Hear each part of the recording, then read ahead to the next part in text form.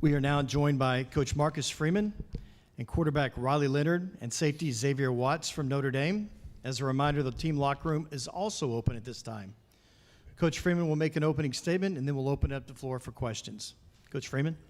I think I said this after the game, but I'm so proud of this program, the team, for the work they put into obtaining the result that we got tonight. I remind them in the last 10 days as we prepared, this will be a 60-plus minute fight. Georgia's been down in 9 games this year, and they find a way to come back and win. And so they had that mentality.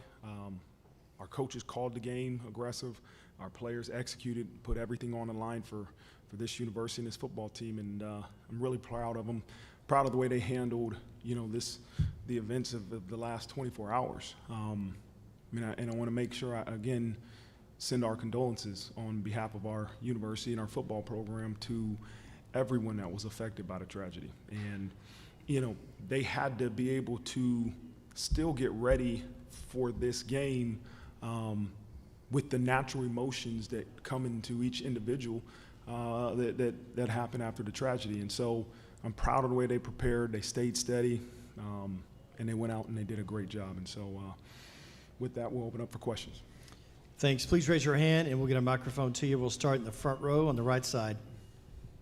Yeah, Marcus, you just alluded to the last 24 hours. I'm just curious, in your experience, how extraordinary was the experience and the swing of emotions from maybe the mood of your team yesterday, how you'll address that to getting ready to play this big game today? Yeah. Yesterday morning we woke up and we had heard there was some type of incident. I don't think we all knew the details, but we were getting ready to play a game. And by the time we had a break and we had lunch, we found out that the game was postponed. And then we found out more details. And I think once you found out more details about the tragedy, the emotions took over each individual differently. But they handled it spectacularly, and they prepared. We spent some time together, and I think that's what you do in tough moments. You want to spend time with family, and that's what we are. But they found a way to get prepared for this opportunity and refocus. And again, it's unprecedented. Life, I told him this morning, there's things in life that are unpredictable, and the ability to handle those unpredictable things determine the success. And they handled this incident, this change, but they handle everything that's thrown at them in an unbelievable way. We'll ask you please identify yourself. Stand in the front row. Rod Walker from the Times-Picayune here in New Orleans. Marcus, can you and James Franklin are kind of making history here. Can you kind of just put in perspective what it means to you to be, one of 2 black coaches in this playoffs? Yeah, it's again, you're very grateful. It's a reminder that you are a representation for many others, and many of our players that look the same way I do. That your color shouldn't matter, right? And that the evidence of your work should. But it takes everybody, and that's what I continue to remind myself. When people will try to point the finger at you, it's a great reminder of you're not in this position without everybody, without all these guys. And that's why I told them in the locker room I couldn't get off that stage fast enough, because everybody couldn't be up there. It's about the team. It's about everybody that puts everything they have into making sure that we can achieve that success. And so it's a great honor. It's a privilege. But again, as the head coach of this place, I understand we're not in this position unless everybody in this program gets their job done. We'll go to the left side in the very back. Coach Andrew Greenstein at Louisiana Radio Network. All 4 teams that played in the first round ended up advancing to the semifinals. I know you can only speak for yourself, but do you believe that having played on December 20th gave you a competitive advantage over a team that had not played since December 7th? No, I don't. I think whatever circumstances you're given, you make the most of them.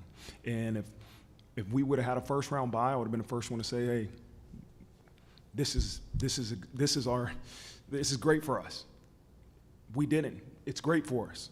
We are always a glass half full group, and whatever circumstance we're throwing at us, we're going to take advantage of it and prepare and maximize the opportunity ahead of us. And so that's what they did. The first game had nothing to do with this game. It was the preparation that they put into this week in this game and the performance that they put on. But I don't believe in my heart the first game had anything to do with this one. It was about the preparation they did after the first game. We'll go to the right side.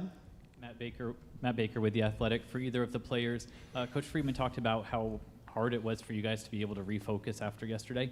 So as players, how were you able to refocus?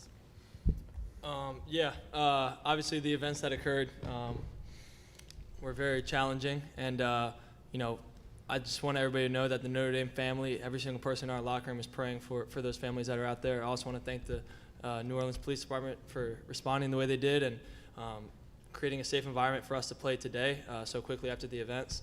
But as a player and as a Notre Dame player, you recruit the right people for a reason. And I think adding another day is just helping our superpower out. We say our superpowers all the time.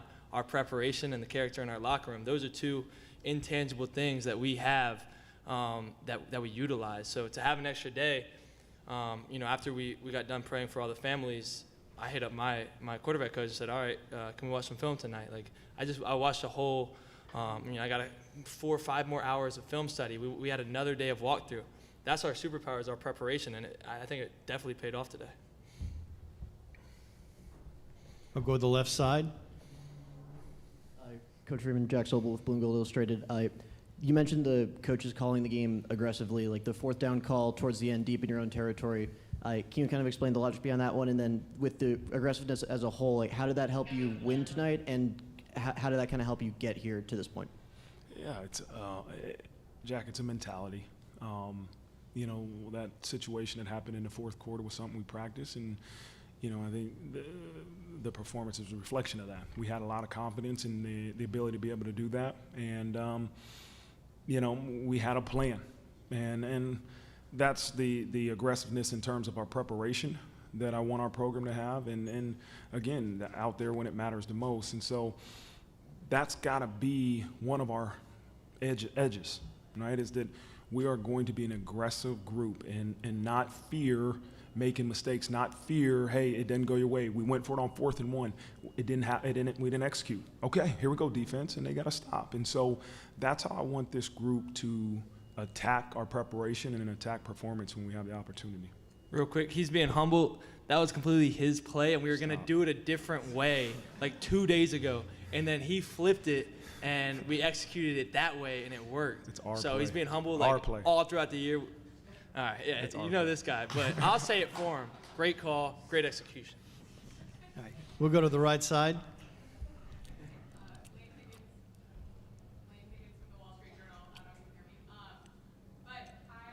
To ask you about the defense, particularly in the second half. Georgia was 0 for 5 on 3rd down, 0 for 3 on 4th down, and that's pretty dominant performance for one of the teams that has been one of the most physical in the country in the last few years. Why were you able to have such success in the defense, and what stood out to you? Well, we had 3 keys to victory on defense, and number 1 was to stop the run. And we didn't believe that we could lose this game by passing yards. But we could lose if we don't stop the run, and the defense did an amazing job at stopping the run, and that put them in some difficult 3rd down situations. And then another key to victory was takeaways, and the defense got 2 takeaways, a couple turnover on downs, which were huge. They were relentless. The one drive, I wasn't too concerned because a couple of their big plays were uncharacteristic defensive mistakes. It was, we didn't get a call, this guy didn't get the check, and that doesn't happen to this group often. So I said, okay, we're good. Get it fixed. Go back out there. When they get the next opportunity, it'll be fine. And they responded in a great way. We'll go to the left side, the front row. It's for the guys. Vince D'Addario, Irish Breakdown. What does it say for you guys when you've got a coach that's willing to go for it on 4th down at your own 18-yard line? Like, what kind of confidence does that give you guys as players to know that he's got the confidence in you guys to do that? Yeah, I mean, just having a coach and a coaching staff that, like you said, that aggressive mindset kind of just gives us the confidence that, all right, these guys are all in. We need to be all in on the play call too. So, you know, when they go out there and like, we need to go on 4th down and they want to be aggressive, you know, you need to go all in, make sure you do a job and get it done. So, I mean, it's just so refreshing to have coaches like that. Okay, we'll go to the right side. Dylan Zinn from the Journal-Gazette in Fort Wayne. Riley, this one's for you.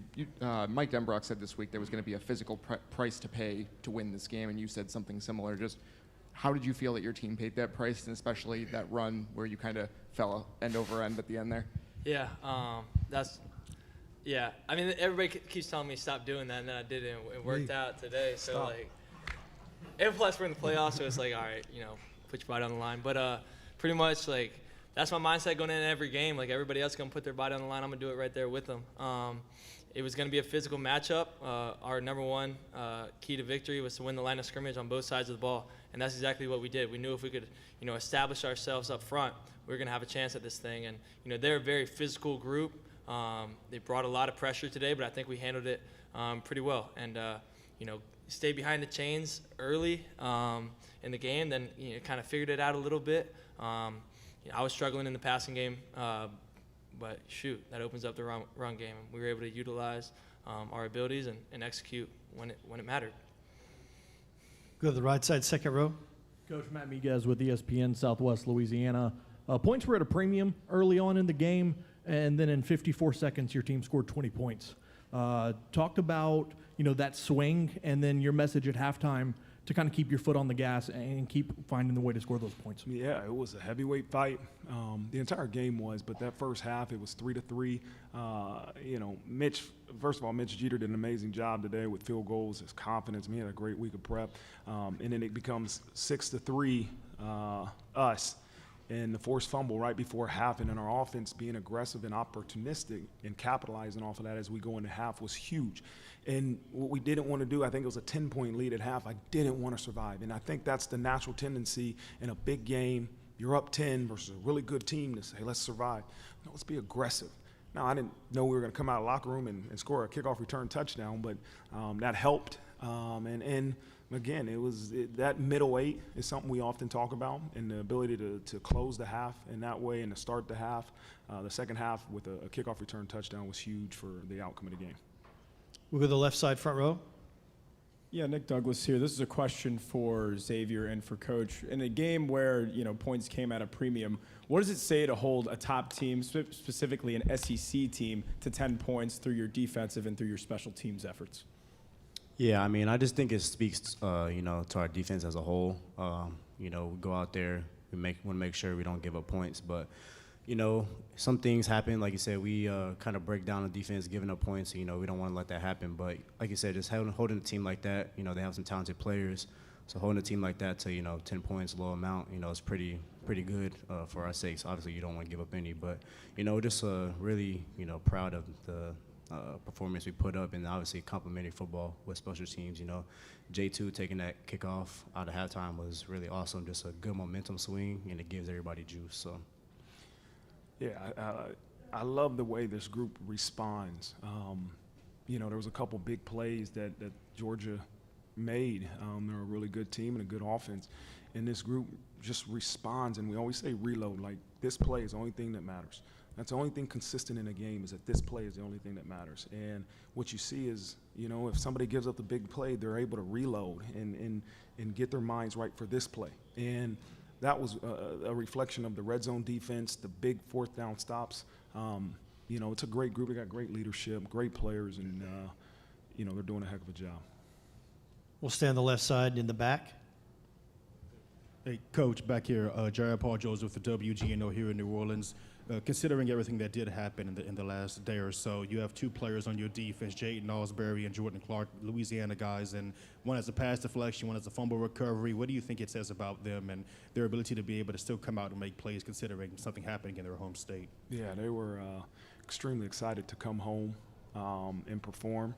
And, you know, there was a time yesterday evening that I wanted our players to spend some time with their families that were here. You know, being a parent myself, you know, in times of tragedy, you want to be around your children. And, You know, I gave the players from about 6 to 9 last night a chance to just go be with your family if they're in town. And I think that helped the parents as much as it helped the players to be around each other and to help them reset and get their mind into a place that it needed to be for today. But those two guys have been brilliant all year, and they did a good job in their hometown. We go to the right side.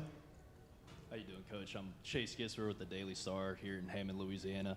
I thought this was a true team win today, all 3 phases. You know, offense making plays when you needed them, defense came up big, and then special teams, 3 for 3 on field goals, then obviously the kickoff return. How satisfying is it for you as the coach when you see all 3 phases really just clicking on all cylinders? Yeah, I mean, that's what it takes to win versus Georgia in the quarterfinals of the college football playoffs. Like, it's going to take that. It's not going to be 1 or 2 phases. If we expect to continue to move forward in the college football playoffs, it's going to take all 3 phases. And we feel strongly about all 3 phases.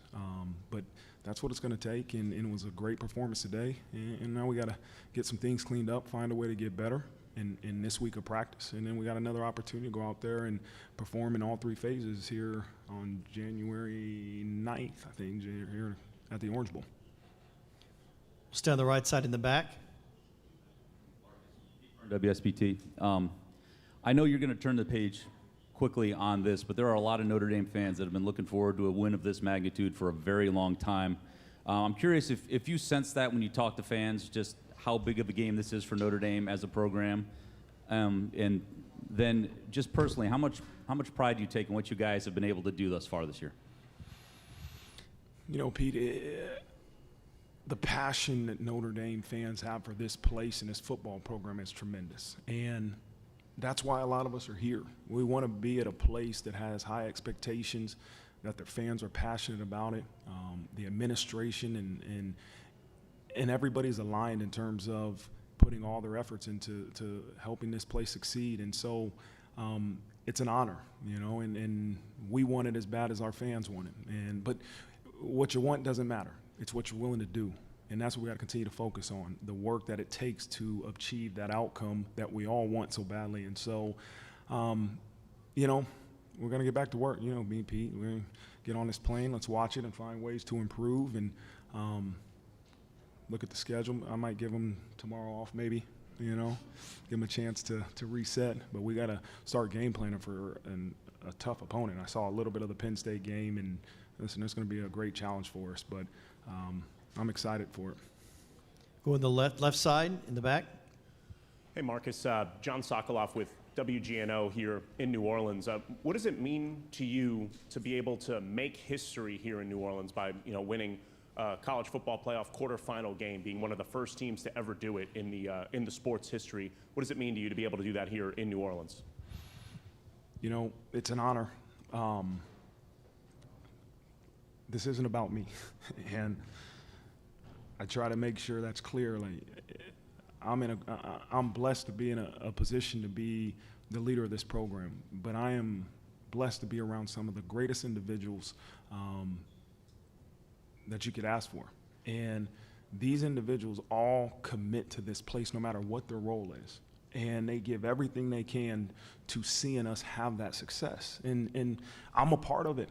Yes, I'm the leader at times. Yes, I'm the leader. But I'm a part of a big group that we all have to put the work in. And so I hope every person in this program feels a part of that, the record of wins and whatever there is. But I just love being on the journey with these guys. I love motivating them. I love pushing them. I love challenging them in different ways because they just continue to respond in any way that you challenge them. But it's an honor and a privilege and a lot of fun to be on this journey together. We have time for one final question. We'll go to the left side. Marcus and Riley, since RJ's been your teammate for a long time, like, after RJ might not have had the regular season that he wanted, like, what does it mean to you guys, and what does it say about him to see him make a play of that magnitude that changes the game? Yeah, to speak on RJ a little bit, a lot of people don't understand how good of a person he is and how smart he is and how much of a hard worker he is because he's a mellow guy. He's not going to say much. But if you're ever in the facility, like 5 hours post-practice, he's going to be somewhere doing something to get better. I mean, the consistency amongst this guy is insane, and I've been seeing it for 4 years now in my college career, and I'm grateful that he was able to, come with me to this place. But this is a very mature guy we're talking about, and somebody who's not going to say a word whether things are going good or bad. He's going to put his head down and work, and that's kind of the MO of our season. I heard a quote last week, Henry Ford, whether you think you can or you can't do something, you're right. And RJ believed in himself all season, and it's finally starting to come pay off for him. Yeah, Riley said it perfectly. These guys don't always control the amount of plays they get, right? Those are determined by your coaching staff in terms of what they need out of your role for this game. And RJ's a guy that no matter what the role is that's determined for him, he puts everything into it. And, when you have that mindset and you have that work ethic, good things like what happened today happen to you, and if you're sitting here and complaining about why you're not playing more than the next guy, then you know what, you're not putting everything into making the most out of your opportunity. RJ Oben is a guy that makes the most out of every opportunity he gets. And that concludes the Notre Dame press conference. Thanks, Coach.